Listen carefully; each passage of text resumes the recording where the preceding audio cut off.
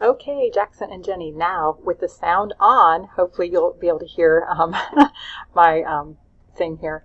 So, Jackson, I think the question you're asking is getting to the Excel sheet that is the responses to the input into the Google form. I think that's it.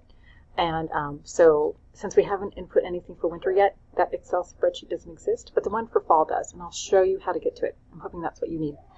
So starting from the very beginning, you can't see me wave my hand over here. I'm waving my hand. We'll go to the drive. We'll click next, and we'll go down to fall 2019 reserves. Jenny, I think I just warned you. I put everything in there, even Clarkson. Sorry, don't hate me. It just seems to make sense. So what you'll want to go, and you can see there's the Excel spreadsheet right there. But if you ever want to look at these for, say, next term, what you do is you click on the form itself. That's going to be in purple. Green is spreadsheet, purple is form. And you wait for it to load, and then you click on responses.